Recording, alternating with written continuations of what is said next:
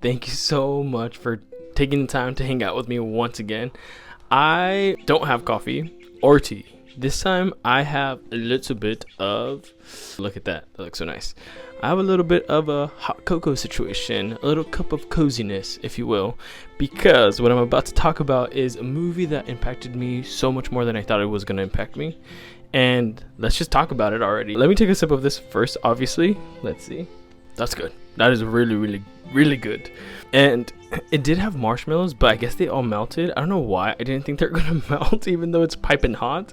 But it's so delicious and so good. And this is literally for comfort because of how emotionally devastating and soul crushing Train Dreams was, honestly. But I want to talk about it. I want to get into it. So it is a change of a scenery for our hangout today because I did want to be quote unquote out in nature and vibey, and even though these are not redwoods, these are aspen trees, I did want to just have that as a backdrop, I guess. So let's get into it. Train Dreams is a very soul crushing movie, and I can't believe that I have not heard that many people talk about it. I think that I've seen, like, again, I always like to check like reviews and what people are talking about, what they're saying, how it impacted them, getting a little bit more perspectives because everyone carries a different lens and how they take and receive art, obviously, blah blah blah blah blah. But I did want to go and check, and I've seen that the top reviews have been from 10 months ago because this movie did come out in the Cannes Festival. So Cannes Festival is something that comes out obviously earlier on in the year, and then it doesn't get released until later down in the year. So it was something that I'm like, what the heck? I haven't seen any new fresh reviews about this movie, and no one in my circle, in my group, my friends, is really talking about it besides one person. And I just feel like that shouldn't be the case, especially for a movie like this.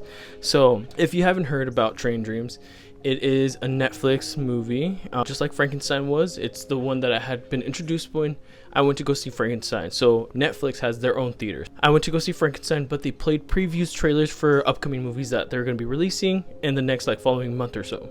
And this was one that they played, and I was like, whoa, that's definitely one that I have to keep in mind because I want to check it out almost immediately. It's been 3 weeks now since it's been out, and I was like, I can't believe that it's taken me this long to get to it, and I really wanted to get to it, but there's other things that were higher up in my priority list, I guess. But so Train Dreams is set in the early 20th century. So in I believe it's 1920, maybe 1916. I don't know, around that time area. So it's definitely during the industrial area. So it's all in the northern Pacific region. So you get a lot of beautiful shots of nature and, like I said, redwood, very serene. So it almost feels like there's a lot of similarities to Hamnet, which I've been so passionately talking about. And I will say, I think I've been a little bit too, I don't know, I've been burning up with this avidity of just talking about Hamnet, and I love it so much, and it's gonna win all the Oscars and blah blah blah.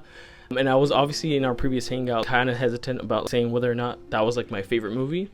And I feel honestly like my heart is big enough where I have many favorites from this year, and I feel so fortunate to have these very beautiful films like Frankenstein, obviously, Hamnet now, and then obviously the one that we're talking about is Train Dreams.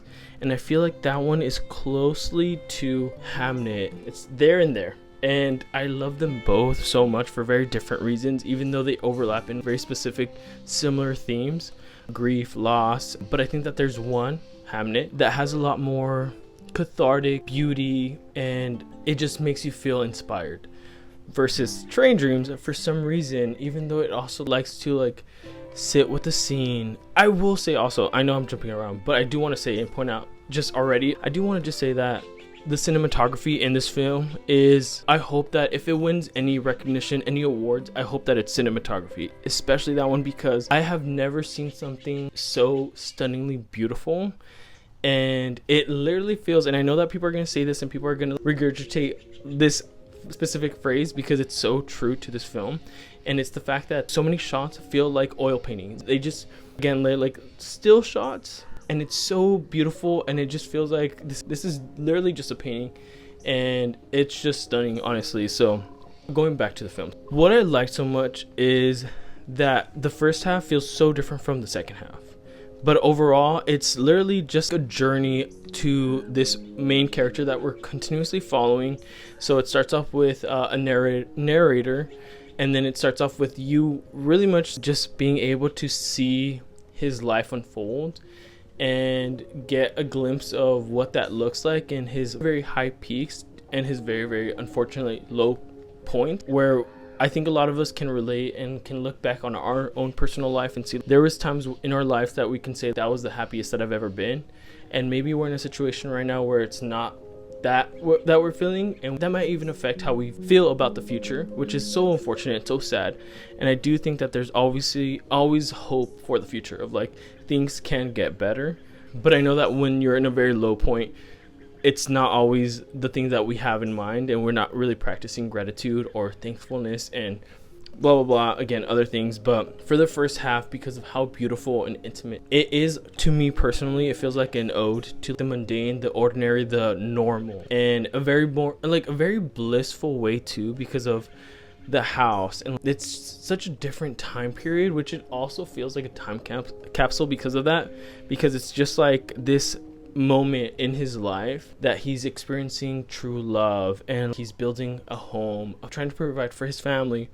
And I think that's such a beautiful thing that as the audience, as someone that's watching this, it almost feels, and the way that I expressed it to my brothers, because I got one of my brothers to watch it, and I told him the way that it feels to me is that you're kind of like this ghost in a way that's just observing their life unfold. And it's so intimate, it's so mature in the sense of this just feels so invasive in a way, but in a beautiful, very privileged way. I don't know why I get to see this guy's life and things that he gets to talk about with his wife, these moments that he has with his kids, because it feels so authentic and so real, and it doesn't feel like just a film. And I think that there's so many things about this film that there's a certain feeling to it that you just love. And in the first half, again, it's very serene and beautiful and intimate and vulnerable, an ode to the normal and the mundane, but also how there's so much beauty in that, and just the repetition of life and going through all these delights of very small and maybe insignificant things, but that mattered so much to you. And there's so many scenes and dialogues that it's not even crazy, it's not super in your face, and I think that's what I love so much, and I think that's what added to making it feel so real. And I love that so much. And then there's something that obviously happens, because it is a tragedy. It's a beautiful tragedy, because the first half is beautiful, the second half is just a tragedy. And I think that it makes you just reflect. And I remember when it ended, I saw it with one of my good friends, my cousin, and I was just like, it just makes you just contemplate and think and ponder on so many things. There's things that I've not experienced, and I hope I never experience. But in those situations, I am kind of like, how would I deal with something like this? Because it's so, your world literally falls apart, and you don't know how to move forward, how to continue, how to experience life in the way that we should. So you can't tell where one thing ends and another begins. Is that we had a taste of this very good thing, and we don't have that anymore. And again, even though it overlaps in themes, it's done so different than how Hamlet, I guess, tackles it.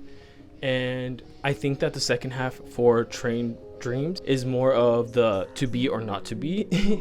And even though we get a fragment of that in the Hamlet, obviously, that is his quote, we see what comes after that, you know, like we move from there to the next part. And it's just like, ooh, that's so sad and it's tragic. But we see where he used this pain and his sorrows into creativity. He had that source, and he was able to do something for not just himself, but for Agnes, but for this specific character in Train Dreams, whose name I forgot, unfortunately. This is also a movie that I do want to say, I've come around, because I'm not huge on rewatching films. That's not ever been my thing. I'm always in search for something that's novel, something new, something that I've yet to go and watch, even if it's not like of this year. There's so many movies that I still haven't gotten to, and I haven't experienced. Just recently I experienced one that's been out for 45 years, and I'm like, that's crazy. There's so many movies that I still haven't really watched, and I'm watching so many every year. I feel like I'm watching one every day. But anyways, so this is a movie that I do want to experience every year. It serves as a reminder.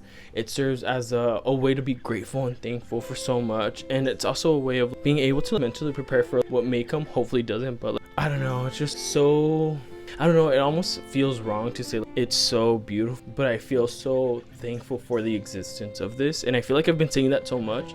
And I don't think that I'm saying this over and over. Oh, you just say that you're grateful for this film and that you really love this film and this. I do think that I've been spoiled with great movies as of the past couple of months. and that I have no control of that, and I just feel like I should be able to feel this and express that, and that feels amazing. So I just feel like, wow, this is crazy, and you just sit with this film. So I do want everyone to go. I want everyone to be able to go and watch this film, but I also am fully aware, because I've seen certain people talk about it already, and they say that, oh, it was too slow. Again, I keep hearing that it's so slow, and maybe those are the movies that I'm really drawn to. And I want the slower films. I want those movies that just allow themselves to breathe, take their time. They don't feel rushed. They don't need to put things in your face. They don't need to spell things out. They just let you come to your own conclusion. They let you feel your own feelings. And this is one of those movies where it just feels like I will be feeling this movie for a long time. I feel like I'm repeating myself with Hamnet, but it feels very much so true. And it's crazy because this movie is PG-13.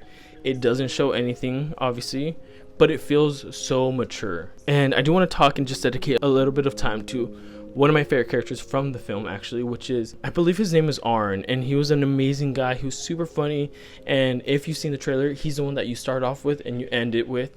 And he says something so beautiful, which is, isn't it beautiful? And then the main character says, what is? And then he says, all of it.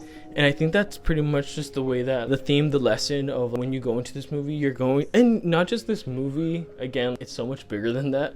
When you just are experiencing life and sometimes you feel like you're in a place where things aren't going so good for you, I think this movie also is able to provide you with so much perspective and gratitude, and also a way of enduring. I think that's a very important thing, and something that we shouldn't feel like out of touch with, I guess. And it's a movie that I hope that everyone gets to watch, and I hope that you're able to watch this movie. It's on Netflix, which makes it super accessible.